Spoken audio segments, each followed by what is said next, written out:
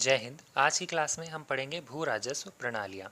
तो अंग्रेज़ों के द्वारा भारत में 3 प्रकार की भू राजस्व प्रणालियाँ अपनाई गई थी। कौन कौन सी थी? एक स्थायी बंदोबस्त, महलवाड़ी बंदोबस्त और रैयतवाड़ी बंदोबस्त। इन लैंड रेवेन्यूज़ को इंग्लिश में permanent settlement, Mahalwari and ryotwari system कहा जाता था। अंग्रेज़ों को ये सिस्टम्स क्यों अपनाने पड़े थे? तो देखिए, जब अंग्रेज़ों ने भारत पर अपना कब्जा करना शुरू कर दिया था ना, जब प्लासी की लड़ाई हुई, बक्सर की लड़ाई हुई, और बक्सर की लड़ाई के बाद इलाहाबाद की संधि हुई, जिसमें ईस्ट इंडिया कंपनी को बंगाल, बिहार, उड़ीसा की दीवानी प्राप्त हो गई, यानी कि रिवेन्यू जो टैक्स कलेक्शन होता है उसका राइट इनके पास आ गया। जब कंपनी आई और अगले 6 सालों तक 1771 तक उन्होंने वही सिस्टम जारी रखा जो पहले से इंडिया में चल रहा था, लेकिन बाद में इन्होंने कुछ फेरबदल करने शुरू कर दिए। ये फेरबदल इसलिए किए गए थे क्योंकि ये लोग क्या चाहते थे कि जो भारत का पैसा, मतलब हमने जो भारत पर राज करना है, यहाँ पे जितने भी हमारा खर्च होगा, रहन सहन का हो गया या फिर व्यापारिक संबंधी खर्च है, तो ये सारे के सारे भारत के ही पैसे से किए जाएँ। हम बाहर से अपना पैसा नहीं खर्च करने आएंगे यहाँ पे।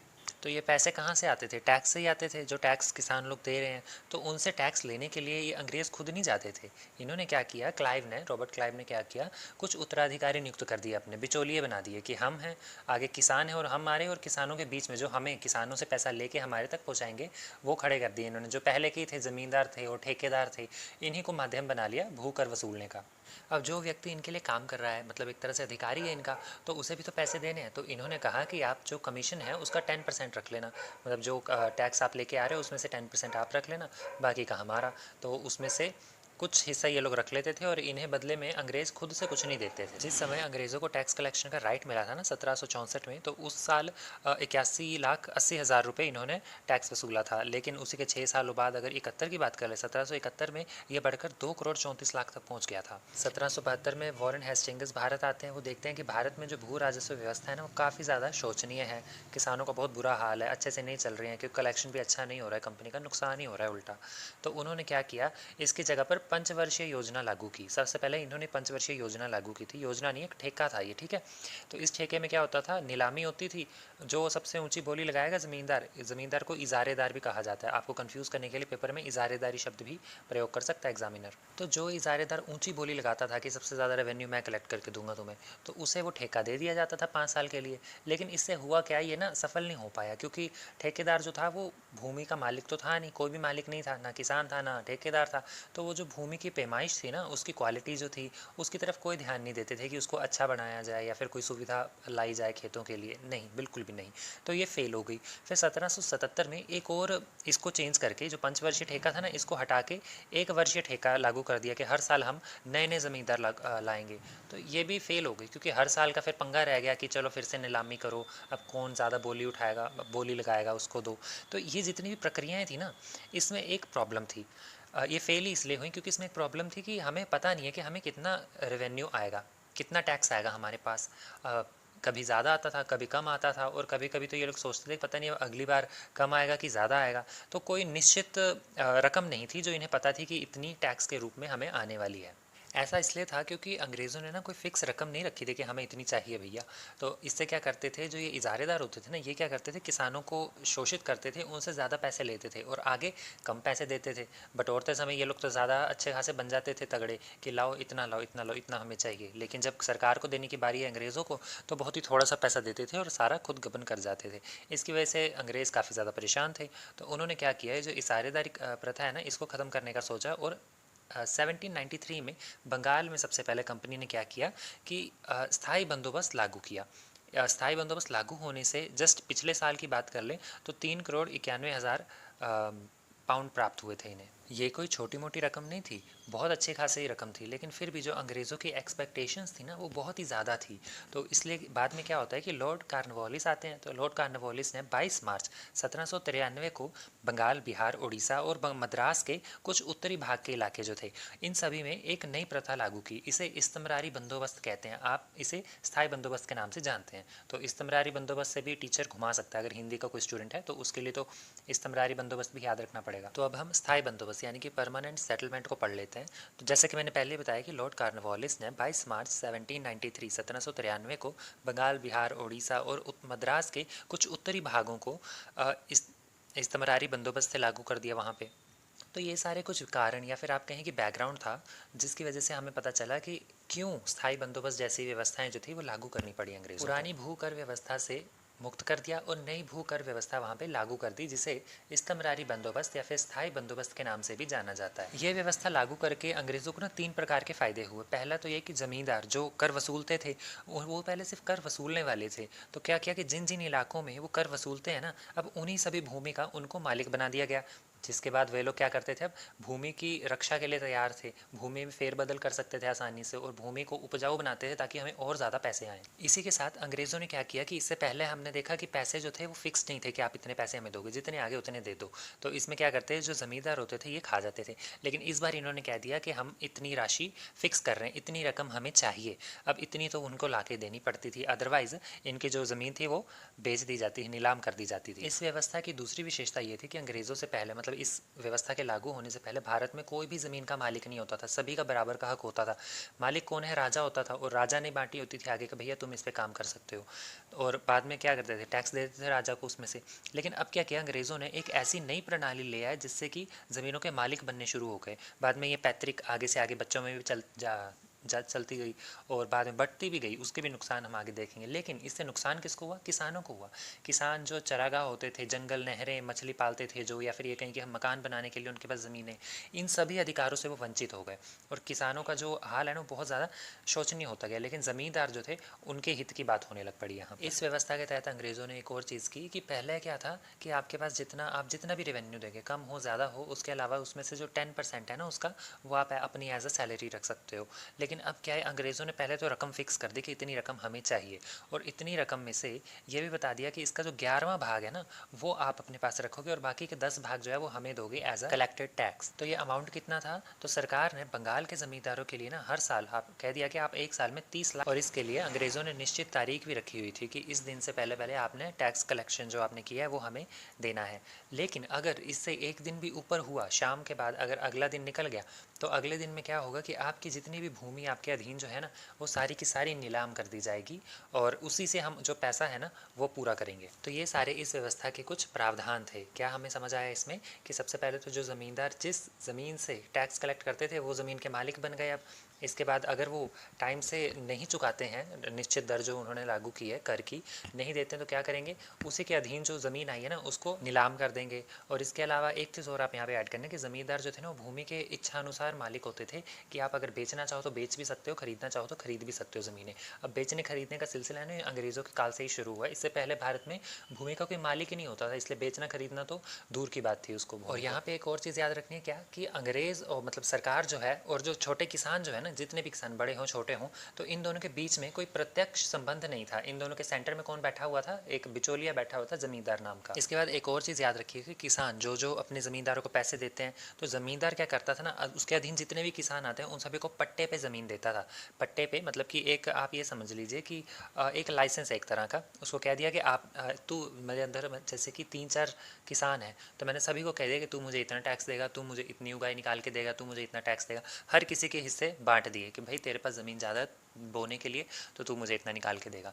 तो ये सारे ज़मींदार लागू करता था किसानों के लिए, पट्टे पट्टे निर्धारित करता था जो, ठीक है, पट्टों पर कर निश्चित किया जाता था, आप ऐसे समझिए। तो इसमें अगर कर जो है, कर की वृद्धि करना या कम करना जो है ना, इसका ये कार्य किसका होता था, ये न्यायालय का कार्य होता था, या फिर जो सरकार है उस समय की सरकार की स्वीकृति लो या फिर न्यायालय से स्वीकृति लो कर में वृद्धि करने की या कर को घटाने की। और क्या पढ़ा हमने कि किसानों के पास खुद की ज़मीन वगैरह कुछ भी नहीं थी, ना वो मछली पाल सकते, ना वो घर बना सकते थे, ना जंगल में सिंचाई वगैरह नहरें कुछ भी नहीं, उनका किसी भी चीज़ पर अधिकार नहीं था, ठीक है, सिर्फ ज़मींदारों पर आश्रित थे। और लास्ट में हमने पढ़ा कि ज़मींदार जो है वो लगान का एक भाग मतलब 10/11 का एक भाग जो है वो अपने पास रखेगा, बाकी के 10 भाग जो है वो सरकार को चुका देगा। तो यही थी स्थायी बंदोबस्त की विशेषताएं। अब देखिए ऐसे क्या कारण थे कि जमींदारों को भूमि का स्वामी बनाना पड़ गया। इसका सबसे बड़ा कारण था अंग्रेजों की गलतफहमी। अंग्रेजों को लगता था कि जैसा कि इंग्लैंड में होता है कि जो जमींदार है ना वही जमीन का मालिक होता है, लेकिन इंडिया में ऐसा नहीं था। जमींदार तो केवल टैक्स कलेक्ट करके राजा को देता था, जमीन का मालिक कौन था, लेकिन उसको बोता कौन था, किसान बोता था। अंग्रेजों में क्या होता था कि किसान ही जमींदार होता था, लेकिन इंडिया में भी उन्होंने यही सोचा कि किसान ही जमींदार है, तो मतलब जमींदार को ही एज अ किसान समझ ले कि भैया वो इतने संपन्न है कि उन्होंने अपने मजदूर रखे हुए हैं, उनको ऐसा। तो पहला कारण तो यही था। दूसरा कारण था राजनीतिक उद्देश्य। ये चाहते थे कि कोई ना कोई हमारे अधीन हो जो हमारे फेवर में रहे, इंडिया में भी, इंडिया के लोगों में से। तो इन्होंने क्या किया, उन्हें ज़मीन का मालिक ही बना दिया कि भैया अब हमारे पास खुद के भक्त हैं एक तरह से, ठीक है। सेकंड था, मतलब थर्ड है, वित्तीय सुरक्षा। अंग्रेजों को पहले टैक्स के नाम पे कोई फिक्स अमाउंट नहीं मिलता था, लेकिन अब क्या किया इन्होंने, फिक्स अमाउंट कर दिया। इससे इनको ये फ़ायदा हुआ कि अब उन्हें पता लग गया कि हमें साल में इतना पैसा तो आना ही आना है, और आगे इसको बढ़ा भी सकते हैं, कम भी कर सकते हैं। तो उनके लिए एक वित्तीय सुरक्षा होगी जो पहले नहीं थी, क्योंकि पहले पता ही नहीं था कि इस बार आएगा भी नहीं, आएगा कि नहीं आएगा। इसके अलावा प्रशासनिक आवश्यकता भी थी उनको, क्योंकि उनको कौन सी हिंदी आती थी या फिर हमको इंग्लिश आती थी, तो उनको एक बीच का बिचौलिया चाहिए जो उनके हिस्से का काम करके दे दे उन्हें। तो उन्होंने ज़मींदार वर्ग बना लिया अपना। और लास्ट और सबसे इंपॉर्टेंट कारण ये था कि ज़मींदार जो है वो पहले ना कृषि पे इतना ज़्यादा फोकस नहीं करते थे, उसको अच्छा बनाने के लिए कुछ नहीं करते, क्योंकि वो खुद मालिक भी नहीं थे उसके। लेकिन अब क्या किया इन्होंने, मालिक बना दिया, जिसकी वजह से ज़मींदार थे ना वो ज़्यादा पैसे के लिए, अब ज़्यादा टैक्स आएगा उसमें से, तो उसमें से ज़्यादा वो अपना हिस्सा रख सकता है, 11वां हिस्सा जो होगा। तो कृषि में वृद्धि करने के लिए ऐसा किया गया था कि ज़मींदार जो है वो खेती में इंटरेस्ट ले, उसको सुधारे। तो अब हम स्थायी बंदोबस्त के कुछ लाभ जान लेते हैं, यानी कि गुण, सकारात्मक पक्ष क्या थे इसके। तो सबसे पहले देखिए, स्थायी बंदोबस्त के कारण सरकार भविष्य में ना लगान वृद्धि नहीं कर सकती थी, लेकिन अगर प्रजा संपन्न होती है तो वो लगान में वृद्धि कर सकती थी, उनके पास अवसर था। ज़मींदार वर्ग जो अब किसी भी अवस्था में देखा जाए तो एक मालिक बन गया था ज़मीन का, है ना। तो वो क्या थे, अंग्रेज़ों के जो साम्राज्य की एक रक्षक के रूप में काम कर रहे थे। कैसे, क्योंकि अब वो जो अब अंग्रेज़ों के स्वामी भक्त बन गए थे, तो वो क्या था कि आगे चलकर 1857 जैसे जो गदर जैसा माहौल फैला था, तो उसमें क्या किया कि ज़्यादातर अंग्रेज़ जो थे ना, वे ज़मींदारों के ही पक्ष में थे, और ज़मींदार भी अंग्रेज़ों के पक्ष में थे। तो अंग्रेज़ों को एक मतलब ऐसा वर्ग मिल गया जो उनका आज्ञाकारी हो, तो ये भी एक काफ़ी ज़्यादा बड़ा फ़ायदा था एक। और इस व्यवस्था का सबसे बड़ा लाभ तो ये हुआ कि राज्य को जनता की ओर से एक लगान फिक्स हो गया था कि इतना टैक्स तो जनता की तरफ से मिल ही जाएगा, जिसकी वजह से अब उन्हें बार बार नीलामी करने की या फिर आय निश्चित करने की आवश्यकता नहीं थी। इसके लिए अब वो ज़रूरी नहीं था कि वो वार्षिक बोलियां लगाए, ठीक है।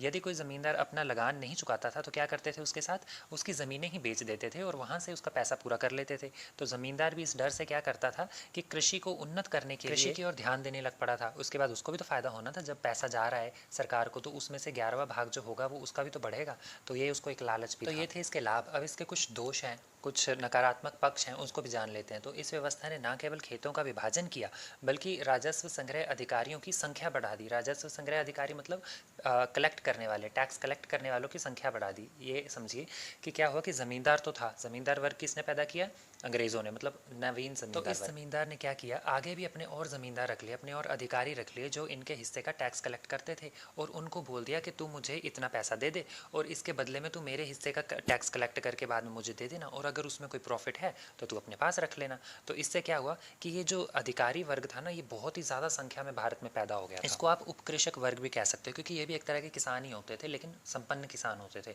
तो इन्होंने क्या किया, अपने जो अब अच्छा खासा ठेका मिला है भैया, इन्हें पैसे तो कमाने हैं इन्होंने, तो उसके लिए इन्होंने क्या किया, जो किसान, जो गरीब किसान थे ना, उनसे जबरन कर वसूली की, और बहुत ही ज़्यादा मात्रा में की। तो ये जो स्थायी बंदोबस्त था, स्थायी बंदोबस्त से लगान वसूल करने का जो तरीका था ना, वो काफ़ी ज़्यादा कठोर था। ज़मींदारों के लिए आवश्यक था कि भैया एक निर्धारित दिन है, उस दिन के सूरज डूबने से पहले आप सरकार को पैसा जमा करा दो, राजस्व जमा करा दो एकत्रित करके।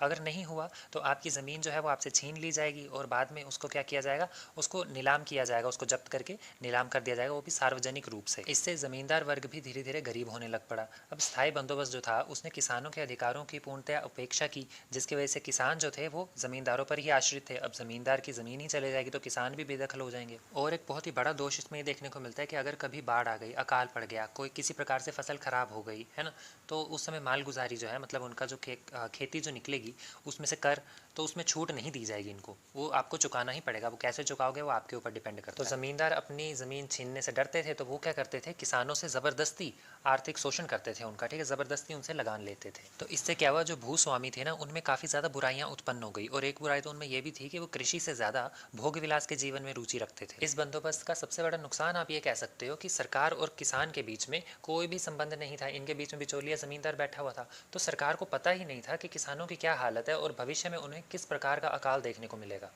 अच्छा, ऑडियो में आपको ग्लिच दिख रहे होंगे, बीच बीच में गैप दिख रहा होगा, वो एक्चुअली पीछे गाड़ियाँ इतनी ज़्यादा आ रही हैं कि उनके हॉर्न को कट करने के लिए मुझे गैप लेना पड़ा है, तो कुछ और नहीं है। आप गलत मत समझिएगा कि यहाँ पे कोई ऑडियो ख़राब हो गया है। ऑडियो कुछ नहीं ख़राब हुआ, वहाँ पे आपको जो बात है वो सारी की सारी समझाई गई है, कहीं पे भी वॉइस डिडक्ट नहीं हुई है। तो अब हम शुरू कर लेते हैं अपना अगला पॉइंट जो है मतलब नया टॉपिक, रैतवाड़ी व्यवस्था। इससे पहले हमने जो स्थायी बंदोबस्त पढ़ा वो आपको समझ आ गया होगा आई होप। कहाँ कहाँ पे इलाके में लागू हुआ था ये, बंगाल, बिहार, उड़ीसा और मद्रास के कुछ उत्तरी भागों में।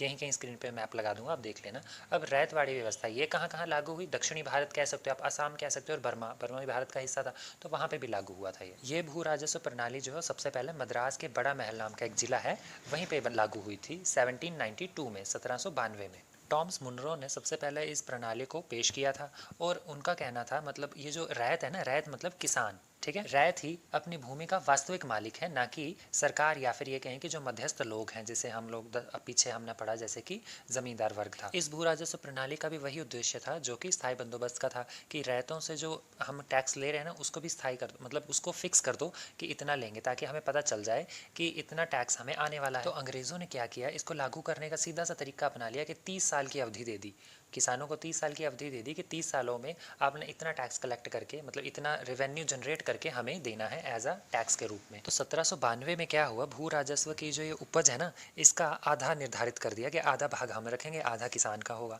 लेकिन बाद में मुनरो ने 1807 में एक प्रस्ताव पेश किया कि इसको घटाकर 1/3 कर देता है, कि एक हिस्सा हम रखेंगे, बाकी के 2 हिस्से जो हैं वो किसान के पास रहने देंगे। तो ये जो संचालन था इसको बाद में मंजूरी भी मिल गई थी। 1820 से लेकर 1827 की अवधि में जब मुनरो मद्रास प्रांत का गवर्नर था ना, तो ये प्रणाली उसी समय मद्रास में लागू की गई थी। रैयत यानी कि किसानों के साथ भू राजस्व निर्धारित करने का कार्य जो था वो जिलाधीशों का होता था, कलेक्टर्स का होता था। कलेक्टर को अपने जिले के लगभग 1.5 लाख किसानों से संबंध स्थापित करना होता था ताकि उनसे बातचीत कर सके। तो यही थी रैयतवाड़ी बंदोबस्ती, बहुत छोटी थी, ठीक है। टॉम्स मुनरो और क्या नाम है इनका, कैप्टन रिड जो थे, इनके द्वारा प्रस्तुत की गई थी। और टॉम्स मुनरो ने क्या किया कि जब ये गवर्नर बने ना मद्रास के, तो इन्होंने उसे लागू भी कर दिया था। बस यही है। और किसान जो होते थे उनके साथ 30 वर्ष का ठेका कर लिया गया और उन्हें ही ज़मीन का मालिक बना दिया। जो ज़मींदार व्यवस्था थी, ज़मींदार जो बीच में बिचौली होते थे उन्हें समाप्त कर दिया। अंग्रेज़ी कलेक्टर ही होता था, वही ये निर्धारित करता था हर किसान के साथ कि आपने कितना टैक्स देना है। 1.5 लाख किसान होते थे लगभग उस समय। तो इस व्यवस्था से क्या हुआ, किसानों की हालत जो थी ना वो अच्छी रही। दूसरी तरफ हमें देखने को मिलता है कि जो नॉर्थ इंडिया के किसान थे उनके ऊपर स्थायी बंदोबस्त हो गया या फिर महलबाड़ी हो गया, तो ये दोनों व्यवस्थाएं एक ही थी, तो इनका काफ़ी ज़्यादा दुष्प्रभाव पड़ता है। लेकिन रैयतवाड़ी व्यवस्था जो थी साउथ इंडिया में, इसके काफ़ी ज़्यादा अच्छे सकारात्मक प्रभाव पड़े किसानों पर। बुरे भी पड़े लेकिन सकारात्मक ज़्यादा थे, ज़्यादा अच्छे थे, ठीक है। इसलिए आज भी हम देखते हैं कि साउथ इंडिया में अमीर किसान है और जो नॉर्थ इंडिया वो आज भी गरीब किसान हमें यहाँ पे देखने को मिलते हैं। क्योंकि साउथ इंडिया में कोई बिचौलिया नहीं था, ज़मींदार नहीं था, कोई लालची जो कि यहाँ पे जबरन कर वसूले और अपनी जेबें भरे और बाद में किसानों की दरिद्रता के हालत पे छोड़ दे। तो यही थी रैयतवाड़ी भू राजस्व प्रणाली। अब इसके बाद इसके भी कुछ गुण और दोष हम देख लेते हैं। तो इसके गुणों की बात कर लें तो सबसे पहला गुण तो इसका ये था कि भूमि का स्वामी जो है वो रैयत यानी कि किसान को ही माना गया, और इसमें कोई बिचौलिया भी नहीं था। तो इसलिए सरकार जो थी वो डायरेक्ट किसानों से ही टैक्स लेती थी। तो इससे उन्हें एक फ़ायदा ये हुआ कि अगर कोई रैयत जो है वो भू राजस्व नहीं अदा कर पा रहा है तो उसे ना ज़मीन से बेदखल नहीं किया गया। हमने देखा कि पिछली व्यवस्था में हमने देखा कि उससे ज़मींदार को बेदखल भी कर दिया जा रहा था, उसके किसानों को बेदखल कर रहे थे और ज़मींदार की जो अधीन जो भूमि थी उसको नीलाम भी कर रहे थे। लेकिन इस व्यवस्था में हमें यह भी देखने को मिलता है कि अगर वो टैक्स नहीं दे पा रहा है तो उसे ना तब तक भूमि का मालिक बना रहने देते थे किसान को, जब तक वो टैक्स ना अदा कर पाए। इससे क्या होता था, किसान जो है वो उन्नत कृषि करने में के लिए उसके लिए प्रेरित होता था। और इसका एक बहुत बड़ा फ़ायदा ये था कि भू राजस्व की देखो दर तो काफ़ी ज़्यादा ऊंची थी, लेकिन 30 सालों तक थी वो अवधि। तो 30 सालों तक उन लोगों को ये तो आश्वासन हो गया था कि अगले 30 सालों तक अवधि ना बढ़ेगी ना घटेगी, अब 30 सालों के बाद ही होगा जो भी होगा। तो ये उनके पास एक अच्छा मौका था किसानों के पास, कह सकते हैं, क्योंकि जांच पड़ताल से बच गए वो भी। भू राजस्व का जो निर्धारण होता था ना वो ग्राम स्तर पर नहीं किया जाता था, प्रत्येक खेत की उपज के आधार पर किया जाता था। जिसकी वजह से क्या हुआ कि अगर कोई खेत ज़्यादा उपजाऊ है तो उससे ज़्यादा टैक्स लिया जाता था, कम उपजाऊ है तो उसकी उर्वरता के हिसाब से ही टैक्स लिया जाएगा। तो इस प्रणाली के अनुसार ब्रिटिशर्स ने क्या किया कि एक नया सिद्धांत पेश किया अपना। वो कहते हैं कि अब हम ज़मीन का किराया नहीं लेने वाले, अब हम ज़मीन का कुछ भाग का हिस्सा लेंगे। मतलब कि पूरे खेत में से जितनी भी फसल हुई है उसका आधा हिस्सा या फिर उसका निश्चित भाग जो है वो भी ले लेंगे। ये नहीं कि हम किराया लेंगे फिर उसमें से ज़्यादा फसल हो रही है या कम हो रही है आपको किराया देना पड़ेगा, वो नहीं। जो फसल हुई है उसी का भाग हम लेंगे। तो यही थे रैयतवाड़ी भू राजस्व प्रणाली के गुण, आप स्क्रीनशॉट खींच सकते हो। बाकी अब हम दोष की बात कर लेते हैं। तो दोष में हमारे पास क्या है, तो इसका सबसे बड़ा नुकसान ये हो गया कि जैसा हमने देखा कि वह हाफ से 1/3 कर दिया था इन लोगों का जो किराया था, किराया नहीं सच ज़मीन का जो हिस्सा इन्होंने एज अ टैक्स के रूप में देना था। लेकिन हुआ क्या, ऐसा कुछ लागू ही नहीं हुआ। ये कह तो दिया लेकिन लागू ही नहीं हुआ। उसके बाद भूमि का जो व्यक्तिगत स्वामी बना दिया गया था किसानों को। इसके बाद क्या हुआ कि कृषि पे काफ़ी ज़्यादा आघात पहुंचा, क्योंकि वंशानुगत था। 30 साल में कितनी पीढ़ियाँ, 2 पीढ़ियाँ तो आ ही जाएंगी लगभग, क्योंकि उस समय की जिस प्रकार की उनका रेट होता था अपना बर्थ रेट, तो वो आगे से आगे औलादों में बढ़ती गई, ज़मीन छोटी होती गई और कृषि को नुकसान होता गया इससे। दूसरी तरफ किसान को भी इस व्यवस्था से कुछ विशेष लाभ नहीं हुआ, क्योंकि छोटे छोटे किसानों के पास भी जाके उन्हें टैक्स लेना पड़ता था। बड़े बड़े से तो समझ भी आता है कि उतने पैसे पूरे हो जाएंगे, छोटे के पास जाएंगे तो वो पैसे भी नहीं पूरे हो रहे जो जा रहे हैं। वहीं जो कंपनी के कर्मचारी होते थे वो मालगुजारी के समय क्या करते थे, पक्षपात करते थे। इसके बाद मद्रास और बम्बई प्रेसिडेंसी जो थी ना, यहाँ पे रैयतवाड़ी प्रथा के कारण एक नए क्या कहते हैं कि वर्ग का उदय हुआ, जो ज़मींदार वर्ग था। जैसे उसी की तरह से ज़मींदार तो नहीं पनप पाया, उसकी जगह कौन कौन से पनपे, मारवाड़ी और महाजन। ये कौन होते थे, ये नवीन वर्ग था जो क्या करते थे, किसानों को कर्जा देते थे। और वो कर्जा जो देते थे ना, उसकी जो जो राशि होती थी वापस लेने की, क्या बोलते हैं उसको, इंटरेस्ट। तो इंटरेस्ट भी काफ़ी ज़्यादा मात्रा में होता था, जिसकी वजह से किसानों की जो हालत थी ना, वो सेम वैसी हो गई थी जैसे कि ज़मींदार करते थे किसानों की हालत। यहाँ पे भी हमें किसानों का शोषण होता हुआ देखने को मिला। और यदि लगान नहीं चुका पाया ना किसान, और असमर्थ है उसको चुकाने में, तो उसी समय उसे भूमि से बेदखल कर दिया जाता था। और सबसे बड़ी बात तो ये है कि फसल जो उग गई उसका अब उसका निश्चित भाग जो है वो सरकार को देना है, आधा भाग सरकार को देना है। लेकिन भले ही वो फसल सड़ चुकी है, खराब हो चुकी है, लेकिन अगर वो उगी है, उगी हुई दिख रही है, तो इट मीन्स आपको देना ही पड़ेगा। तो ये सारे गुण और दोष थे इस भू राजस्व प्रणाली के, रैयतवाड़ी के। बाकी कहाँ कहाँ लागू हुआ उसका मैप मैं यहीं स्क्रीन पे यहीं कहीं लगा दूंगा, फिर से स्क्रीनशॉट खींच लेना, या फिर हो सका तो मैं एक मिक्स्ड मैप यहाँ पे लगा दूंगा जिसमें आपको तीनों महलवाड़ी, रैयतवाड़ी और जो स्थायी बंदोबस्त है, तीनों आपको दिख जाएं। अब हम पढ़ लेते हैं महलवाड़ी भू राजस्व प्रणाली। अब महलवाड़ी भू राजस्व प्रणाली कहाँ पे लागू हुई, तो पंजाब और उत्तर प्रदेश, ठीक है, उत्तर भारत का जो इलाका था ना, यहाँ पे लागू हुई। क्या थी ये भू राजस्व प्रणाली, महलवाड़ी। सबसे पहले तो नाम ही देख लेते, महलवाड़ी। तो ये जो उत्तरी भारत है ना, यहाँ पे महाल का मतलब होता था, मतलब ये जमींदार और ग्राम पंचायत के अधीन जो जमीन होती थी ना, उसको महाल कहते थे। प्रत्येक महाल यानी कि ज़मीन के आधार पर ही भू राजस्व निश्चित किया जाता था, इसलिए इसे महालवाड़ी कहा जाता था। अब यहाँ पे ना कलेक्टर्स जो होते थे ना, वही निश्चित करते थे। तो कलेक्टर्स ने क्या किया, प्रत्येक महाल मतलब ज़मीन का किराया जो है ना, वो 83% रखा। मतलब इस ज़मीन से जितनी भी उपज होगी उसका 83% जो है वो आपको भू राजस्व निश्चित कर दिया है कि वो आपको देना पड़ेगा। किसको देना पड़ेगा, ज़मींदार को या फिर ग्राम पंचायत को, क्योंकि वही है जो आगे चुकाएंगे। तो एक तरह से देखा जाए तो ज़मींदारों और ग्राम पंचायतों के ऊपर ये महलवाड़ी व्यवस्था जो है वो लागू की गई थी। इसमें भू राजस्व जो है उसकी वृद्धि भी कर सकते थे, ये प्रावधान भी इसमें जोड़ा गया था, लेकिन तब करेंगे जब ज़मींदार और ये जो ग्राम पंचायत है ना, ये दोनों एक ही होती थी वैसे, ठीक है। तो ज़मींदार और ग्राम पंचायत के अगर लाभ जो ये कमा रहे हैं उसमें 20% तक की वृद्धि हो गई, तो ही इसमें जो है ये वृद्धि की जाती थी, इसमें भू राजस्व में वृद्धि की जाती थी। मतलब 20% अगर अधिक लाभ हो रहा है ज़मींदारों को, तो फिर इसमें जो इनसे 83% भूभाग का जो निश्चित कर लिया जा रहा है उसमें भी वृद्धि कर दी जाएगी। इसमें अगर किसान और ज़मींदारों के मध्य कोई लड़ाई होती है ना, तो कोई विवाद है, उसको निपटाने के लिए कलेक्टर्स की नियुक्ति भी की गई थी जो इनके विवाद को सुलझाते। इसको अगर शॉर्ट में पढ़ना चाहो तो आप इसका स्क्रीनशॉट ले सकते हो, जो आपकी स्लाइड इस समय शो हो रही है आपकी स्क्रीन पे। और इससे पहले हमने जो रैयतवाड़ी पढ़ी थी ना, उसमें मैं एक चीज़ बता दूं कि कहीं कहीं पे ना रैयतवाड़ी ये भी मिलता है कि 20 से 40 वर्षों के लिए लागू की गई थी, लेकिन हम इसका कॉमन फैक्टर लेके चलेंगे, क्योंकि ज़्यादातर बुक्स में 30 ईयर्स बताया गया कि 30 ईयर्स के लिए वो फिक्स की गई थी। तो अब हम महलवाड़ी पढ़ लेते हैं फिर से। तो महलवाड़ी के दोषों पे चले पढ़ते हैं, क्योंकि गुण तो इसके कुछ थे नहीं, दोष ही आ जाएंगे। तो महलवाड़ी व्यवस्था में भी ना किसान जो थे और जो सरकार थी, इन दोनों के बीच में ना कोई भी संबंध डायरेक्ट नहीं था, बीच में बिचौलिए थे। तो वही जो थे कौन थे, हमने जैसे पढ़ा ज़मींदार, तो ये लोग क्या करते थे, या फिर ग्राम पंचायत है, तो ये लोग क्या करते थे, उनसे पैसा लेके आगे सरकार को देते थे। तो सरकार को किसानों की जो दरिद्रता है या फिर उनकी संपन्नता है उसके बारे में कोई ज्ञान नहीं होता था। इसलिए मैंने आपको पहले भी कहा था कि ये प्रथा जो है ना, ये एक तरह से स्थायी बंदोबस्त की तरह ही है। इसके जितने भी दोष है ना, वो सारे के सारे स्थायी बंदोबस्त वाले ही हैं। और इसमें हमें क्या दोष देखने को मिलते हैं कि जो ज़मींदार थे ना, इनके पास अधिकार था कि ये लोग टैक्स को बढ़ा भी सकते हैं, घटा भी सकते हैं। तो घटाता तो कोई नहीं था, बढ़ाते ही थे, अपना खुद का लाभ देखते थे, जिसकी वजह से कृषकों का काफ़ी ज़्यादा शोषण हुआ। और दूसरी तरफ इन्हीं के पास अधिकार था कि जिस कृषक को चाहें उसको बसा सकते हैं, उसको उजाड़ सकते हैं खेत में से, अपने अनुसार मनमाने तरीके से उनसे काम करवाते थे ये लोग। 1833 में इसमें विलियम बेंटिक द्वारा सुधार भी किए गए थे, एक अधिनियम लाया गया जिसमें कि भूमि का 1/3 भाग ही है जो टैक्स के रूप में आपको देना होगा, और 30 वर्ष की अवधि भी रख दी, निर्धारित कर दी। लेकिन बाद में क्या होता है कि 1855 में जैसे कि एक सहारनपुर नियम था, तो उसके अनुसार क्या किया, किराया आधा कर दिया फिर से, मतलब हाफ देना पड़ेगा आपको भूमि। तो यही थी महलवाड़ी राजस्व प्रणाली। तो आई होप आपको समझ में आया होगा। इससे भी रिलेटेड मैप जो है मैं स्क्रीन पे लगा दूंगा कहीं ना कहीं पे। अगर मुझे अकेले अकेले का मिला तो अकेला लगा दूंगा, अदरवाइज़ कंबाइन करके लगा दूंगा, आपके लिए आसान होगा समझना। तो मिलते हैं फिर नेक्स्ट क्लास में। जय हिंद।